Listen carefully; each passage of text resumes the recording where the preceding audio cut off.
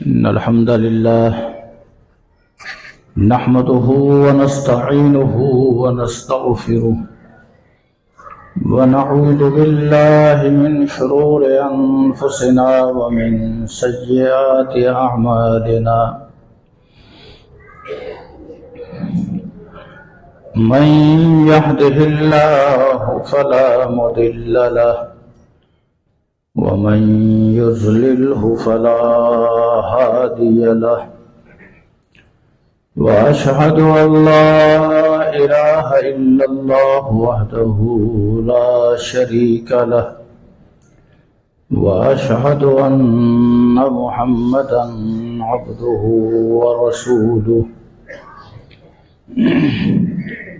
أما بعد فإن خير الحديث كتاب الله وخير الهدي هدي محمد صلى الله عليه وسلم وشر الأمور محدثاتها وكل محدثة بدعة وكل بدعة ضلالة وكل ضلالة في النار. أما بعد فأعوذ بالله السميع العليم من الشيطان الرجيم.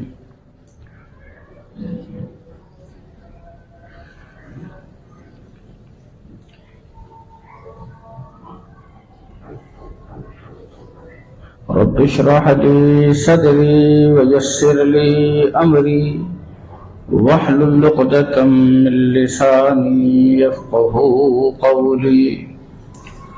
سبحانك لا علم لنا إلا ما علمتنا إنك أنت العليم الحكيم. رب أعوذ بك من همزات الشياطين وأعوذ بك رب أن يحضرون.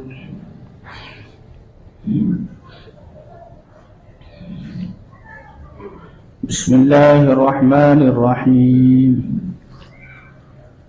سبحان الذي أسرى بعبده ليلا من المسجد الحرام إلى المسجد الأقصى الذي باركنا حوله لنريه من آياتنا إنه هو السميع البصير.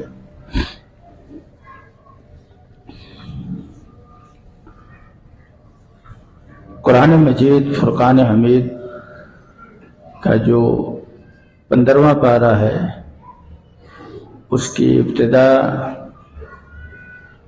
ہی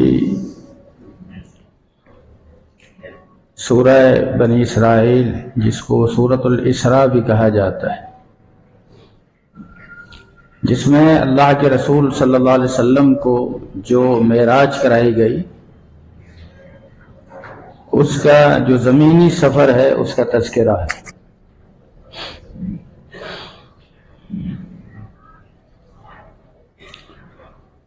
اللہ کے رسول صلی اللہ علیہ وسلم کو جو یہ معراج کرائی گئی، زمینی سفر مسجد حرام سے لے کر مسجد اقصیٰ تک ہے، اور یہ رات کے کچھ حصے میں ہے، پوری رات بھی نہیں، جبکہ عام حالات میں مشرکین مکہ یہ سفر کرتے تھے تجارت کی غرض سے شام کی طرف، تو یہ آنے جانے کا سفر تقریباً 40 دن پر محیط تھا۔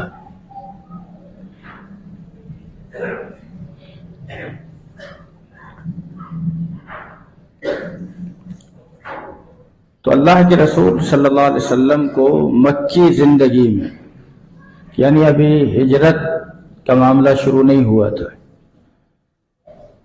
آپ کو معراج کرائی گئی ہے۔ اس کی نقل روایت میں تاریخ کے اندر مختلف اقوال ہیں کہ آپ کو کس عمر میں معراج کرائی گئی، کوئی بھی حتمی بات نہیں ہے جس کو سامنے رکھ کر یہ کہا جائے کہ مطلب فلاں مہینے کی فلاں تاریخ کو آپ کو معراج کرائی گئی۔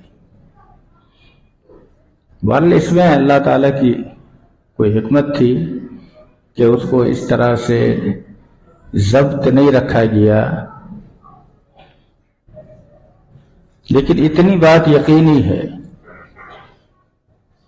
کہ اللہ کے رسول صلی اللہ علیہ وسلم کو جب معراج کرائی گئی اس وقت آپ مکہ ہی میں تھے۔ قرآن کہہ رہا ہے نا کہ مسجد حرام سے مسجد اقصی تک لے جایا گیا، پھر وہاں سے آپ کو واپس لایا گیا۔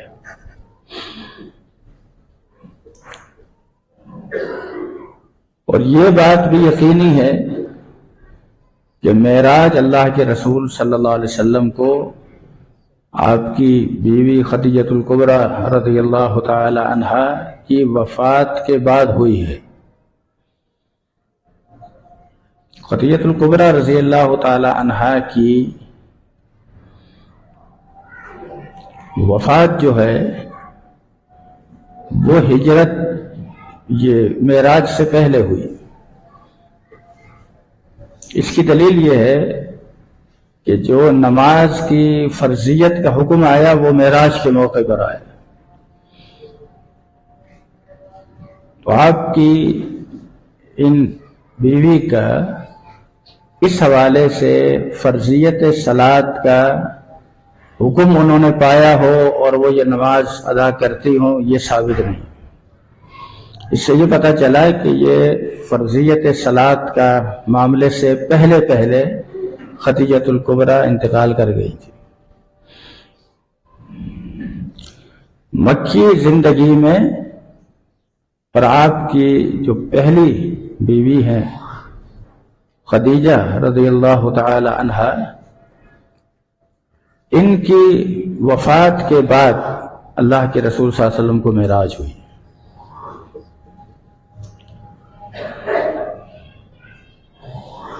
اس وقت جب آپ کو یہ معراج کرائی گئی تو آپ مکہ کے اندر حرم کے اندر موجود نہیں تھے، یعنی من المسجد الحرام سے ایسا محسوس ہوتا ہے کہ اللہ کے نبی صلی اللہ علیہ وسلم حرم کے اندر آرام فرما تھے، وہاں رات کا وقت تھا، وہاں آپ موجود تھے۔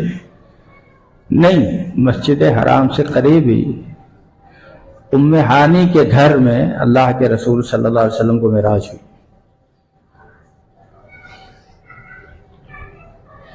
تو یہاں پھر اسے مسجد حرام کیوں کہا گیا؟ ایک تو یہ بتانے کے لیے کہ حرم کی جو حدود ہے، حدود حرم جسے ہم کہتے ہیں،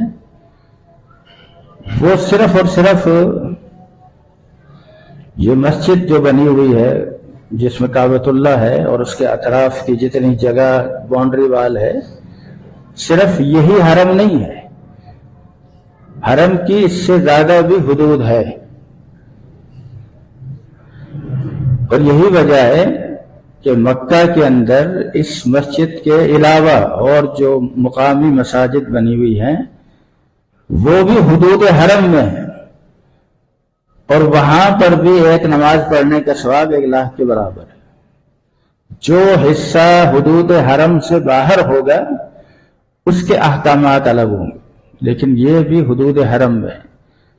اور اس کی سب سے بڑی دلیل تو یہی ہے، میں نے کہا کہ وہ مسجد میں آپ کو جو ہے معراج نہیں ہوئی ہے، وہ ام ہانی کا گھر تھا، جناب علی رضی اللہ تعالی عنہ کی وہ بڑی بہن ہے۔ تو مسجد حرام سے لے کر مسجد اقصی تک آپ کو زمینی سفر کرایا گیا، جبریل آپ کو لے کر چلے براق پر، اور آج تک کوئی ایسی سواری وجود میں آئی نہیں ہے اور آئے گی بھی نہیں کہ جو اتنا مہینوں کا سفر منٹوں میں طے کر دے۔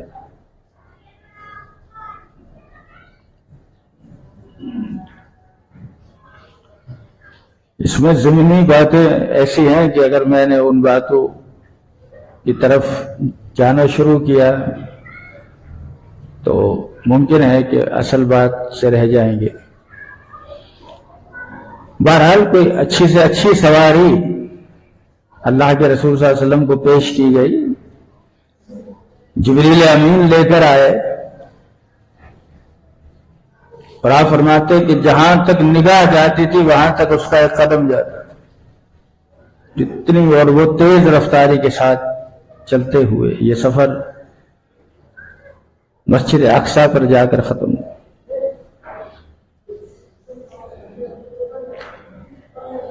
ایک مسلمان ہونے کی حیثیت سے ہر مسلمان پر یہ لازم ہے کہ اللہ کے رسول صلی اللہ علیہ وسلم کے ساتھ جو اس طرح کے معاملات ہوئے ہیں، جیسے یہ معراج ہے، اس پر ایمان لانا چاہیے۔ باقاعدہ عقائد کی کتابوں کے اندر اہل علم نے یہ بحث لکھی ہے کہ اگر ایک شخص معراج کا انکار کر دے تو وہ کافر ہے۔ کچھ لوگ عقل پرست لوگ، انہوں نے معراج کو مانا بھی نہیں اور انکار بھی نہیں کیا۔ آپ کہیں گے جب مانا نہیں تو انکار ہو گیا؟ نہیں، انہوں نے کہا یہ جو کچھ بھی بیان ہوا ہے یہ صحیح ہے، لیکن یہ سارا معاملہ خواب کا ہے۔ خواب کے اندر آپ کو یہ سب کچھ کرایا گیا۔ یہاں یہ بات بھی ذہن میں رکھنی چاہیے کہ اللہ کے رسول صلی اللہ علیہ وسلم کو معراج جسمانی، یعنی روح اور جسم کے ساتھ بنفس نفیس جو معراج ہوئی، وہ پوری زندگی میں ایک دفعہ ہے، اور اس کے علاوہ بھی اللہ کے نبی صلی اللہ علیہ وسلم کو معراج ہوئی ہے، اور وہ خواب میں ہوئی۔ آپ لوگوں نے اکثر علماء اور خطباء کی زبانی سنا ہوگا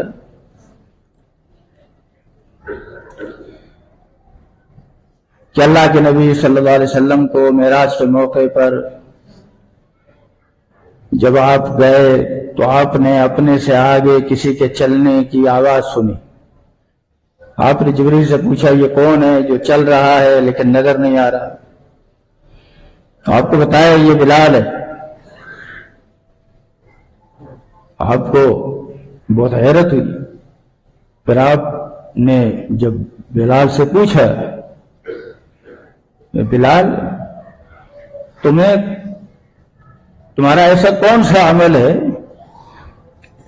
جس کی وجہ سے اللہ نے تمہیں اتنی شرف اور کمال سے نوازا؟ جناب بلال رضی اللہ تعالیٰ عنہ نے کہا مجھے اور تو کچھ یاد نہیں ہے، لیکن میں جب وضو کرتا ہوں تو 2 رکعت پڑھ لیتا ہوں۔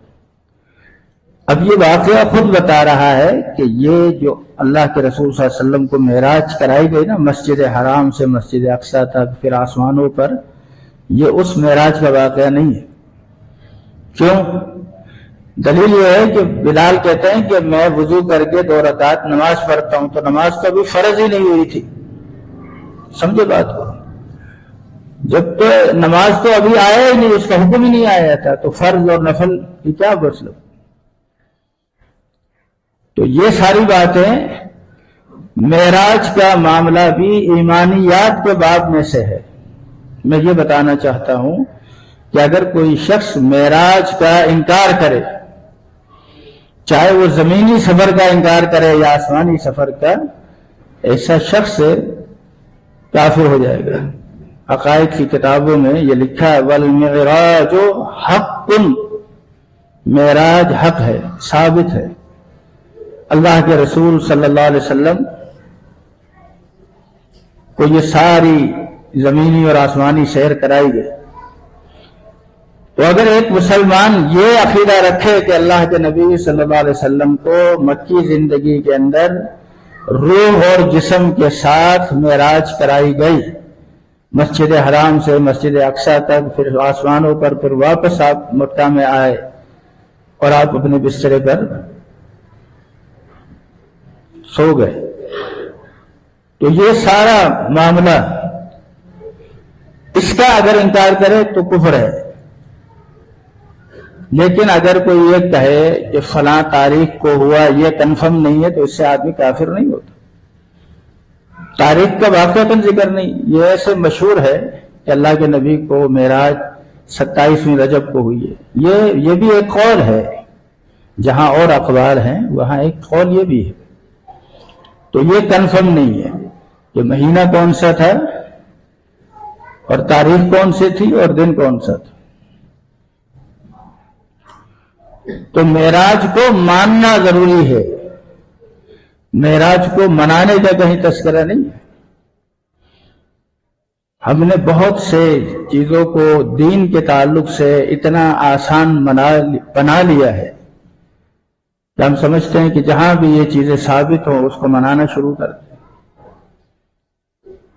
معراج کا اصل درس یہ ہے کہ اس موقع پر فرضیت نماز ہوئی۔ بحیثیت مسلمان، ایک مسلمان کو نماز کا پابند ہونا چاہیے، اس کو تحفہ معراج کہا گیا ہے۔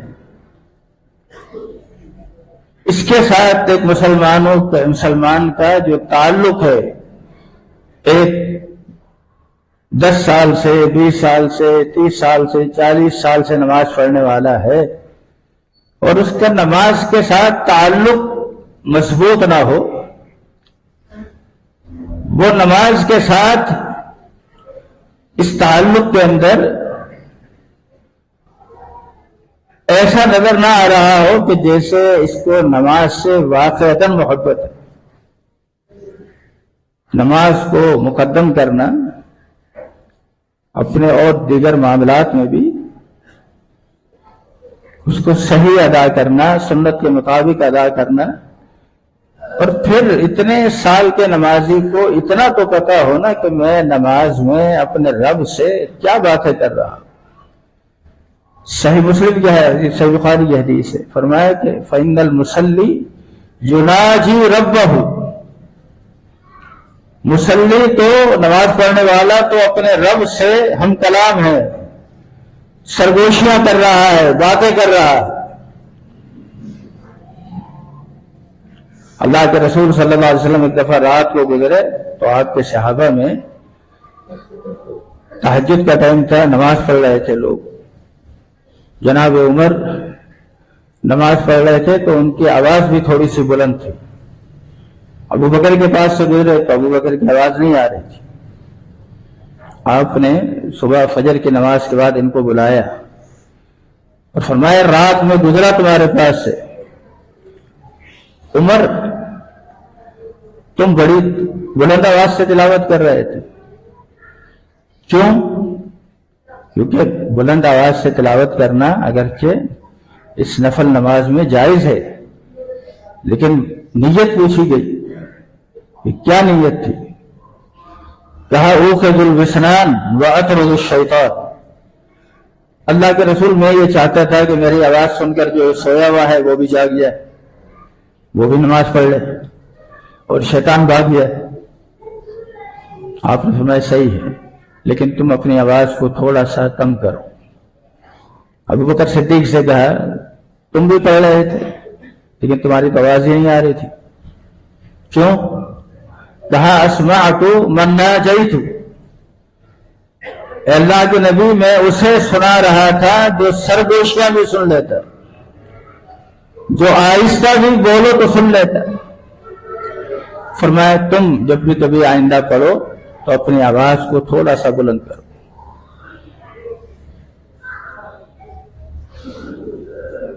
تو یہ معراج کے تعلق سے اس آیت کریمہ کے اندر بیان ہوا، اور یہ ساری باتیں قرآن نے بطور تمہید کے سورت کی ابتدا کے اندر ہی ساری وہ باتیں جو کسی قسم کے اشکال کا سبب بن سکتی تھی وہ بیان کر دی۔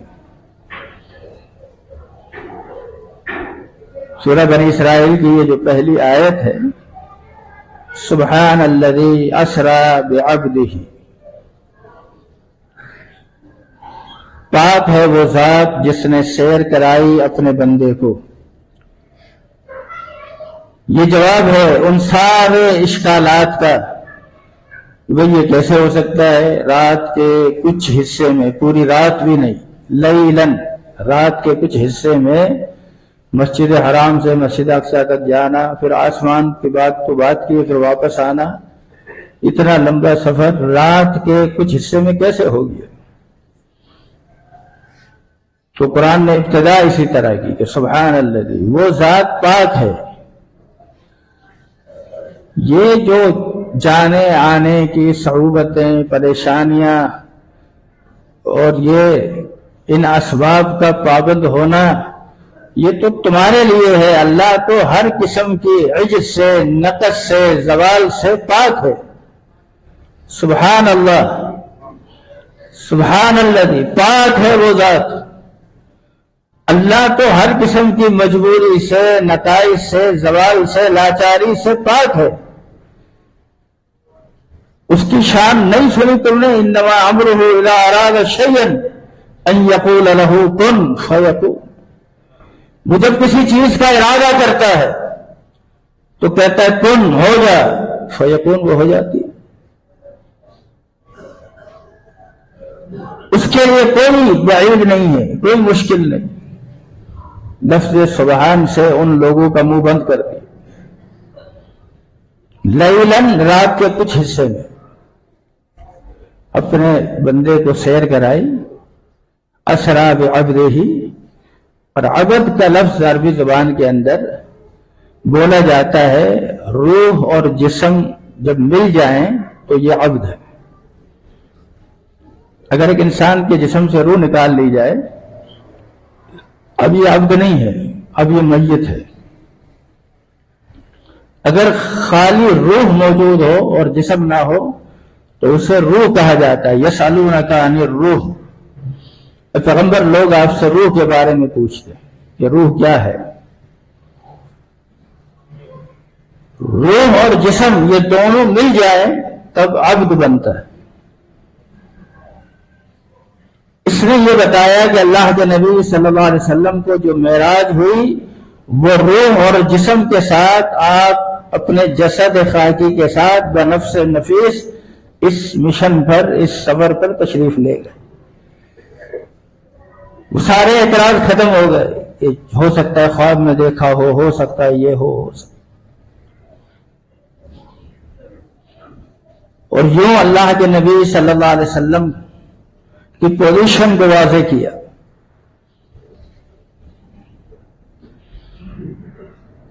آپ نے اس زمینی سفر کے بہت سے حقائق واپس آ کر صحابہ کو بیان کیے. مشرکین مکہ نے بھی آئے، سنا. آپ نے کہا بھائی اس سفر میں تمہارا ایک تجارتی قافلہ بھی راستے میں مجھے ملا تھا، میں نے اس کو بھی دیکھا.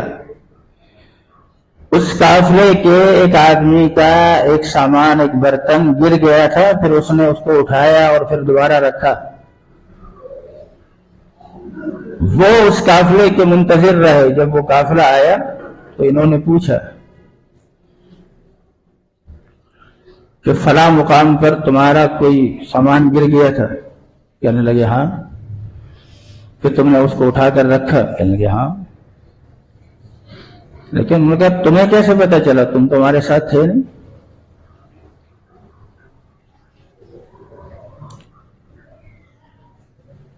تو بہرحال پھر انہیں بتایا گیا کہ محمد صلی اللہ علیہ وسلم نے اپنے سفر کا تذکرہ کیا، اس میں یہ بات بھی بتائی. کہنے کہ بالکل ایسا ہی ہوا.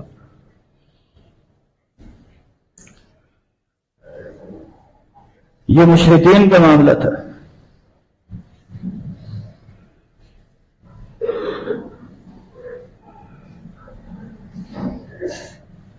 اس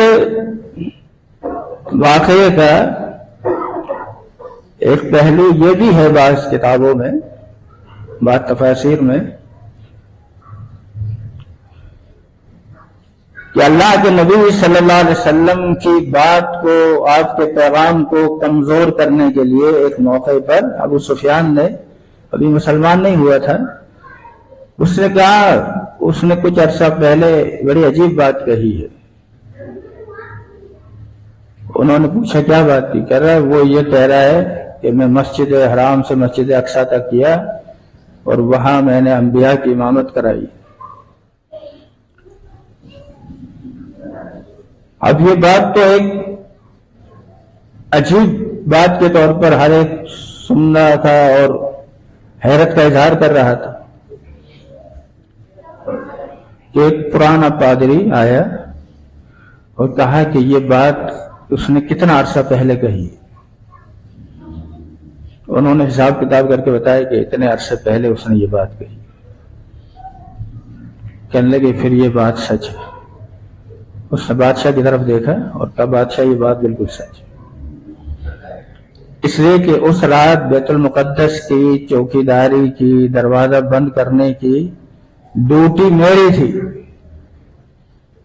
اور میں نے یہ دیکھا اپنی آنکھوں سے کہ جب رات ہوئی اور میں نے جب اس کو بند کرنا چاہا تو دروازہ بند نہیں ہو رہا تھا۔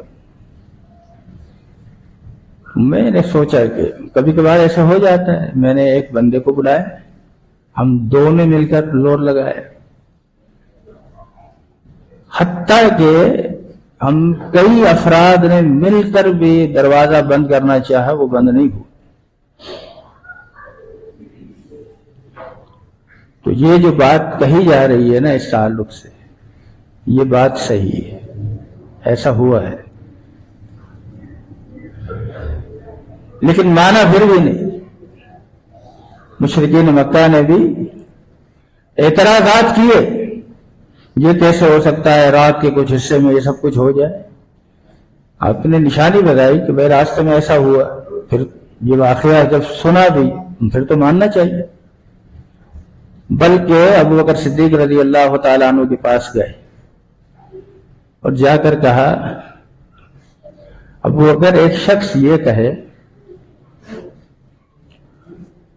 کہ میں رات کے کچھ حصے میں مسجد حرام سے مسجد اقصی تک کیا، آپ بتاؤ آپ مانو گے؟ عقل اس چیز کو مانتی ہے؟ ابو بکر نے کہا نہیں۔ ابو بکر صدیق نے دوسرا سوال کیا، اچھا یہ بتاؤ یہ بات کہی کس نے؟ اس نے کہا وہ محمد صلی اللہ علیہ وسلم جس کا تم کلمہ پڑھتے۔ ابو بکر صدیق نے کہا جب اللہ کے نبی نے یہ بات کہی پھر تو یہ بات سچ ہے۔ کہہ رہا ابھی تک تو تم یہ کہہ رہے تھے کہ عقل اس کو مانتے نہیں، اور میں پہلے تم نے ایک عام آدمی کی بات کی اور اب تم نے بتایا کہ وہ اللہ کے رسول نے کہا ہے۔ تو اللہ کے رسول کی بات آ جائے پھر ذہن ابو بکر کی کیا مجال ہے؟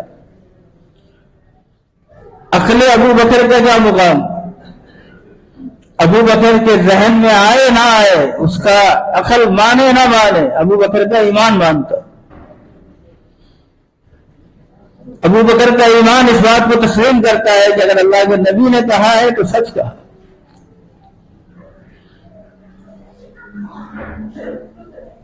دین کوئی عقل پرستی کا نام نہیں، من پسندی کا نام نہیں ہے کہ ذہن نہیں مانتا، عقل نہیں مانتا۔ کتنے لوگ اس بیماری کے اندر گرفتار ہیں کہ عقل سے کوئی چیز ثابت کرو، عقل سے ایک چیز پروف ہو جائے، ثابت ہو جائے۔ آپ سچ بتائیں اس نے اللہ رسول کو مانا ہے یا عقل کو مانا؟ اس نے تو پھر عقل کو مانا نا، یعنی عقل نے کہا کہ ٹھیک ہے اس کو مانا، اللہ کہہ رہا ہے ٹھیک ہے، اللہ کا رسول کہہ رہا ہے صحیح ہے، تو نہیں مان رہا۔ تو اس کے نزدیک اس کا جو الہ ہے وہ کون ہے؟ وہ تو اس کی عقل ہے، وہ تو اس کی اپنی سمجھ ہے۔ یہ مہینہ رجب کا جو حرمت والے مہینوں میں سب مہینوں سے الگ ہے، ذوالقعدہ، ذوالحج اور محرم، یہ 3 مہینے ساتھ ہیں، اور حرمت والے 4 مہینے، چوتھا مہینہ رجب کا ہے۔ اس رجب کے مہینے کے اندر یہ آپ دیکھ لیجیے کہ اس کی 22 تاریخ ہوں گی تو پھر ایک سلسلہ شروع ہو جائے گا کنڈے کا۔ کنڈے پکائے جائیں گے، کھلائے جائیں گے۔ اس کے لیے پورا افسانہ گھڑا، ایک لکڑہارا تھا اور یہ تھا اور فلاں تھا، بہت غریب تھا، وہ کہیں کام کی غرض سے چلا گیا، پھر بہرحال وہ خوفی کچھ لکڑہارے کی بیوی پریشان تھی کہ میرا شوہر چلا گیا، پتہ نہیں کیا ہوا کیا نہیں ہوا۔ پھر امام جعفر کا وہاں سے گزر ہوا، اپنے ساتھیوں سے پوچھا آج کیا تاریخ ہے؟ کہا آج رجب کی 22 تاریخ ہے۔ کہا بس اس دن جو میرے نام کی یہ منت مانے گا کنڈے، اس کی ہر مراد پوری ہو جائے گی۔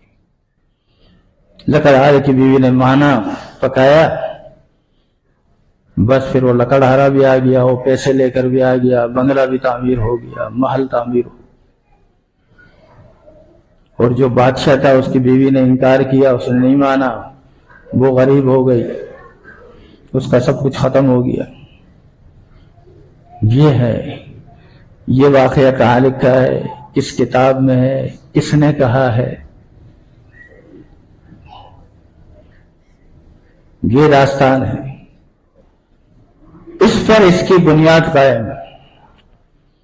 لکھنؤ میں سن 1906 میں یہ رسم شروع ہوتی ہے۔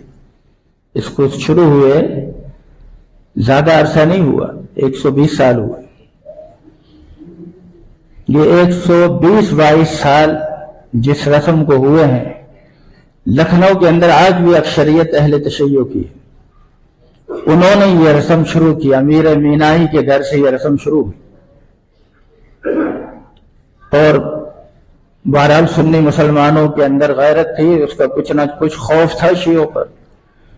تو اس رسم کو جب شروع کیا تو کہا بھائی یہ رسم گھر میں ادا کی جائے گی، گھر سے باہر نہیں لے جا سکتے، جس کو بلانا ہے گھر میں آ کر چھپ کر بس اس کو کھا لے۔ 22 رجب کو امیر معاویہ رضی اللہ تعالیٰ عنہ کی شہادت کا دن ہے، ان کی وفات کا دن ہے۔ شیعوں کو ہمیشہ ان سے بغض رہا، انہوں نے اس بغض کو اس طرح یہ کنڈے کا نام دے کر، خوشی منا کر، کھیر پکا کر، پوریاں پکا کر کھا کر خوشی کا اظہار۔ جناب عمر سے ہمیشہ بغض رہا۔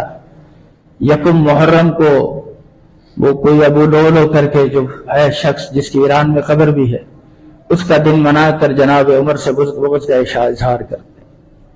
جناب عمر کی شہادت یکم محرم، یہ ہے ساری کہانی۔ اس طرح کا دین، اس طرح کی چیزوں کو دین بنا کر پیش کرنا، اس کی کیا حقیقت ہے؟ ایسی چیزوں کو دین بنانا اور دین بنا کر پیش کرنا، میں انشاءاللہ آئندہ جماعت کے اندر اس کی مزید وضاحت کروں گا۔ اللہ رب العزت مجھے اور آپ کو عمل کی توفیق عطا فرمائے۔ اقول قولی ھذا واستغفر لسائر المسلمین۔ ان الحمد للہ نحمده ونستعینه ونستغفره ونعوذ باللہ من شرور انفسنا ومن سیئات اعمالنا من يهده الله فلا مضل له ومن يضلله فلا هادي له واشهد ان لا اله الا الله وحده لا شريك له واشهد ان محمدا عبده ورسوله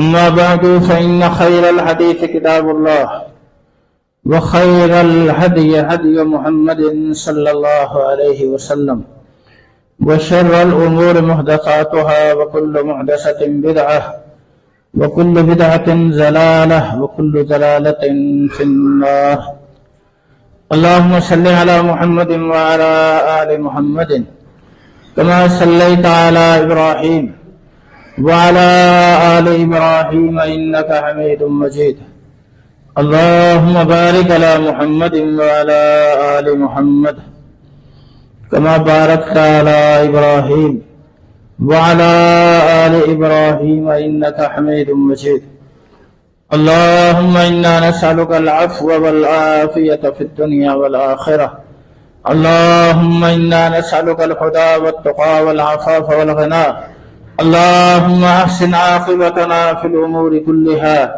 واجرنا من خزي الدنيا وعذاب الاخرہ۔ تمام بیماروں کے لیے دعا کریں، اللہ تعالیٰ ان کو شفا کاملہ نصیب فرمائے۔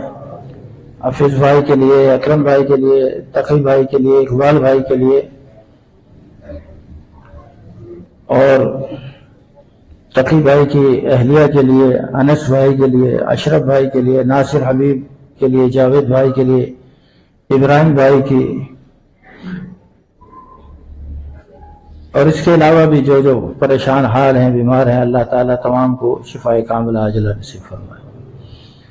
اللہم انا نسألک العفو والعافیۃ فی الدنیا والآخرہ۔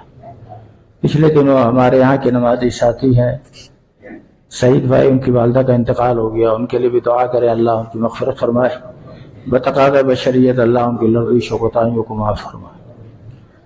اسی طرح ہمارے بہت ہی قریبی عزیز توفیق بھائی کی اہلیہ کا بھی اتوار والے دن انتقال ہو گیا تھا، ان کے لیے بھی دعا کر رہے ہیں کہ اللہ تعالیٰ مرحومہ کی مغفرت فرمائے، اللہ ان کو اپنے جوار رحمت میں جگہ عطا فرمائے، اور اللہ تعالیٰ بتقاضۂ بشریت ان کی لغزش و کوتاہیوں کو معاف فرمائے۔ اللہم انا نسألک العفو والعافیۃ فی الدنیا والآخرہ۔ اللہم انا نسألک الہدی والتقی والعفاف والغنی۔ اللہم احسن عاقبتنا فی الامور کلها واجرنا من خزي الدنيا وعذاب الآخرة۔ ربنا اغفر لنا ولإخواننا الذين سبقونا بالإيمان ولا تجعل في قلوبنا غلا للذين آمنوا ربنا إنك رؤوف رحيم۔ سبحان ربك رب العزة عما يصفون وسلام على المرسلين والحمد لله رب العالمين۔